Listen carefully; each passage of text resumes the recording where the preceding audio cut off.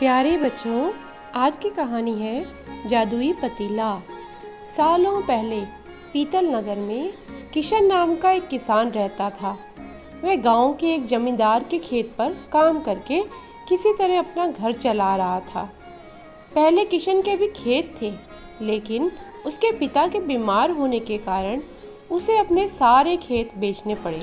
मजदूरी में मिलने वाले पैसों से पिता का इलाज कराना और घर का खर्च चलाना मुश्किल हो रहा था। वो हर दिन सोचता कि कैसे घर की स्थिति को बेहतर किया जाए। आज भी इसी सोच के साथ किशन सुबह सुबह जमींदार के खेत पर काम करने के लिए निकला। खुदाई करते समय उसकी कुदाल किसी धातु से टकराई और तेज आवाज़ हुई। किशन के मन में हुआ कि आखिर ऐसा क्या है यहाँ। उसने तुरंत उस हिस्से को खोदा। वहाँ से एक बड़ा सा पतीला निकला। पतीला देखकर किशन दुखी हो गया। किशन के मन में हुआ कि ये जेवरात होते तो मेरे घर की हालत थोड़ी सुधर जाती। फिर किशन ने सोचा कि चलो अब खाना ही खा लेता हूँ।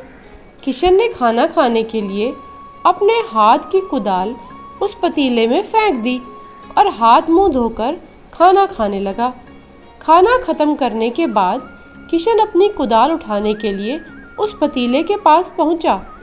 वहां पहुंचते ही किशन हैरान हो गया। उस पतीले के अंदर एक नहीं बल्कि बहुत सारे कुदाल थे। उसे कुछ समझ नहीं आया। तभी उसने अपने पास रखी एक टोकरी को भी उस पतीले में फेंक दिया। वो एक टोकरी भी पतीले के अंदर जाते ही बहुत सारी हो गई। ये सब देखकर किशन खुश हो गया और उस जादुई पतीले को अपने साथ घर लेकर चला आया।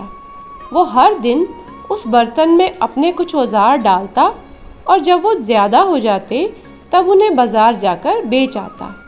ऐसा करते करते किशन के घर की हालत सुधरने लगी। उसने इस तरह से बहुत पैसा कमाया और अपने पिता का इलाज भी करवा लिया। एक दिन किशन ने कुछ गहने खरीदे और उन्हें भी पतीले में डाल दिया। वो गहने भी बहुत सारे बन गए। इस तरह धीरे धीरे किशन अमीर होने लगा और उसने ज़मींदार के यहाँ मजदूरी करना भी छोड़ दिया। किशन को अमीर होते देख ज़मींदार मोहन को किशन पर शक हुआ। वो सीधे किशन के घर पहुँचा। वहाँ जाकर उसे जादुई पतीले के बारे में पता चला। उसने किशन से पूछा, तुमने यह पतीला कब और किसके घर से चुराया? डरी हुई आवाज़ में किशन बोला, साहब, ये पतीला मुझे खेत में खुदाई के समय मिला था। मैंने किसी के घर की चोरी नहीं की है। खेत में खुदाई की बात सुनते ही जमींदार ने कहा, यह पतीला जब मेरे खेत से मिला है तो यह तो मेरा हुआ ना। किशन ने जादुई पतीला ना लेकर जाने की बहुत मिन्नतें की, लेकिन जमींदार मोहन ने उसकी एक नहीं सुनी। वो ज़बरदस्ती अपने साथ वो पतीला लेकर चला गया। जमींदार ने भी किशन की तरह उसमें सामान डालकर उन्हें बढ़ाना शुरू किया। एक दिन जमींदार ने अपने घर में मौजूद सारे गहने एक एक करके उस पतीले में डाल दिए और रातों रात बहुत अमीर हो गया। एकदम से जमींदार के अमीर होने की खबर पीतल नगर के राजा तक पहुंच गई। पता लगाने पर राजा को भी जादुई पतीले की जानकारी मिली। फिर क्या था, राजा ने तुरंत अपने लोगों को भेजकर जमींदार के यहाँ से वो पतीला राजमहल मंगवा लिया। राजमहल में उस जादुई पतीले के पहुँचते ही राजा ने अपने आसपास मौजूद सारा सामान उसमें डालना शुरू कर दिया। सामान को बढ़ता देखकर राजा दंग रह गया। होते होते आखिर में राजा खुद उस पतीले के अंदर चला गया और देखते ही देखते उस पतीले से बहुत सारे राजा निकल आए।